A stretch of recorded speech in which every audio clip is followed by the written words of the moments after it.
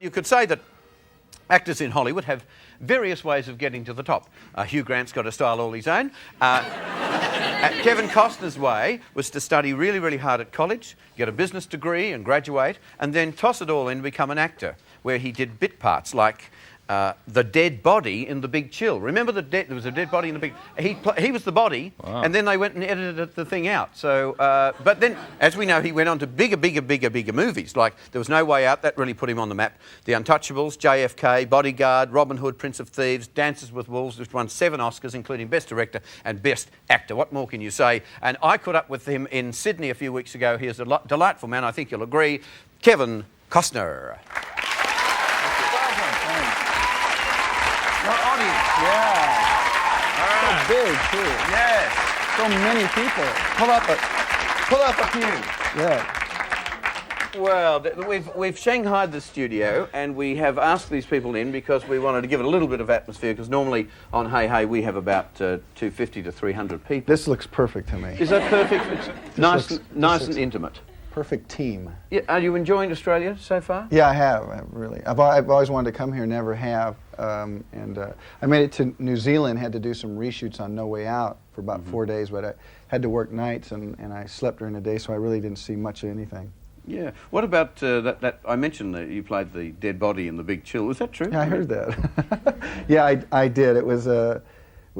I went on to work with that director in Silverado and Wyatt Earp. He's a great director. Lawrence Kasdan directed Body Heat, and he's just a great guy. What other little odd jobs did you do in the early days? Well, I used to be a carpenter. I used to frame houses. I was a fisherman.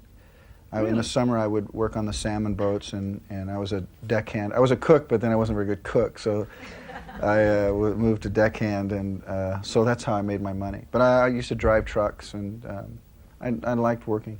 But all the time, the acting was the thing. You'd made up your mind. I didn't know that it was. I liked athletics a lot. I thought about playing American baseball and being a professional baseball player, but I was going to college, and none of my family was all working class, and no one was in the movies. No one even thought about being in the movies.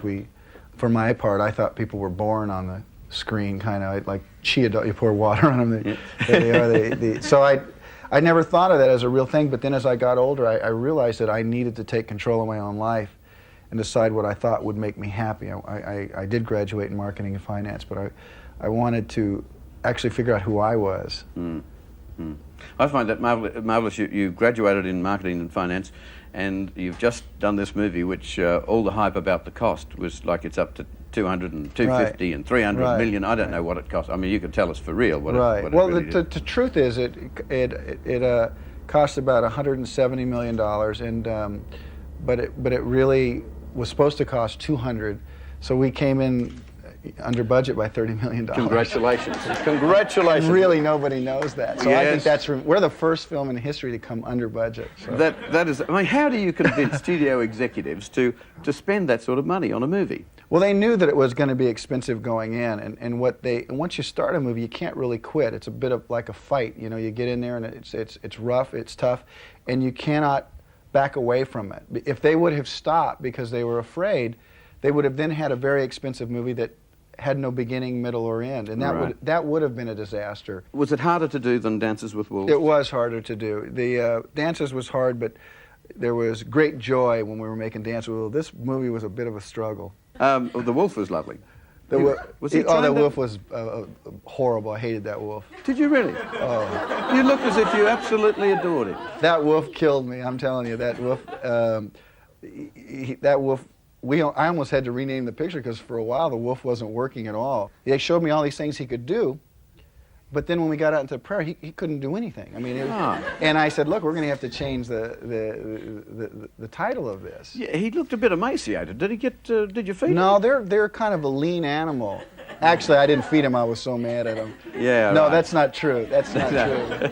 We'll get calls. Yeah, I know you will get calls, but actually, I'll finish that story if I could, because when I finally brought the trainer, I said, look, I'm having really a lot of trouble, and there's this very critical scene where I need to dance with the wolf. I need to chase him, blah, blah, blah, and so far he hasn't been able to do anything. And the guy says, well, I'll go in and do it. And I said, yeah, you bet you'll go in and do it. Paid a lot of money, and it's a long ways away, so you couldn't tell it was me.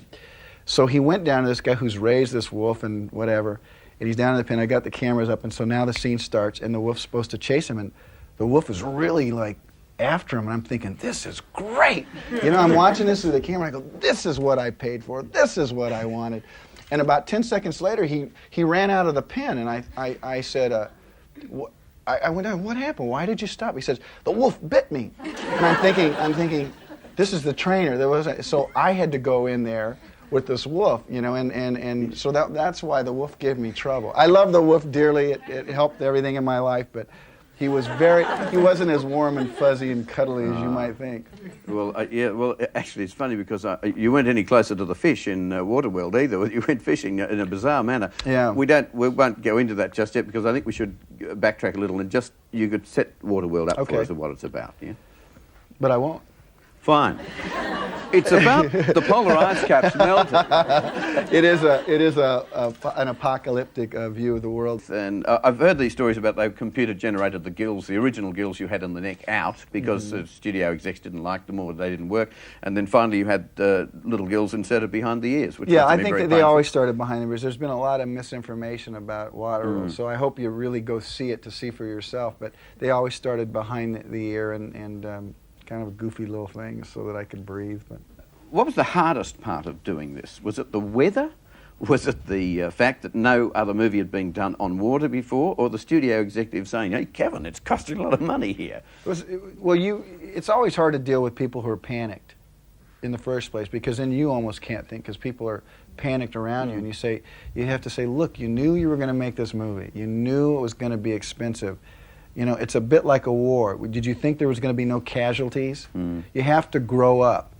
The hard part about making movies is always going to be just the grind of it. You know, making movies is a great joy, but it's hard. The days are long. They never end. And when you combine putting that on water, you just had one of the most difficult movies that has ever been attempted. Yeah, but you really had it stacked against you when you consider, at that time you were going through a marriage breakup, you had, as I said, the executives hounding you over the cost of the movie. You had Kevin Reynolds, who was the director, and that was awkward because he saw it one way, you saw it the other way. Then the weather, the location in Hawaii, was even called, was it Wrath of Waters or Waters of Wrath or something? That's been kind of misinformation. The truth is the planets did kind of line up badly.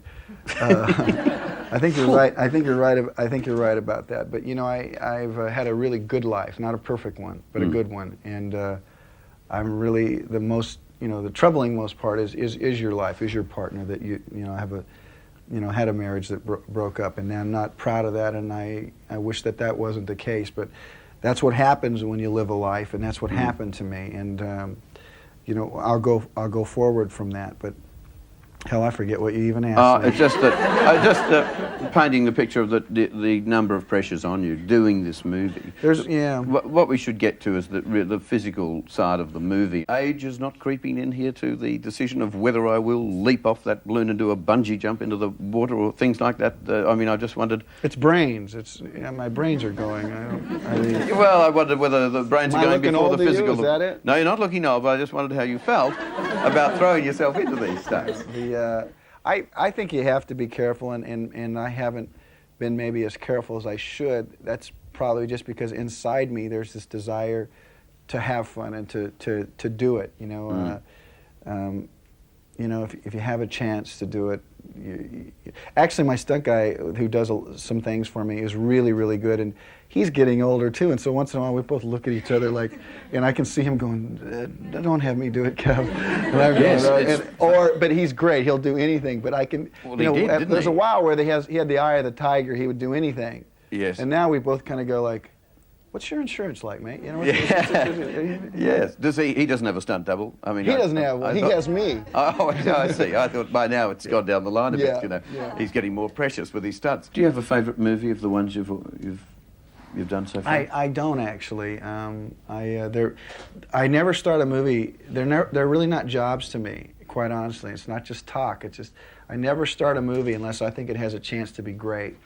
And if it doesn't have a chance to be great, I won't start it. So what happens is somewhere along the line something happens. Either it's great or it's really good. It does, whatever. But they're like children to me. They're like kind of an unconditional love of them. it's like Waterworld, you know, for better or worse, I'm going to promote it, and I think it's really a good movie. You know, it's difficult to run away from the work that you've done, and I don't like to step back and apologize for anything I've done. Costner.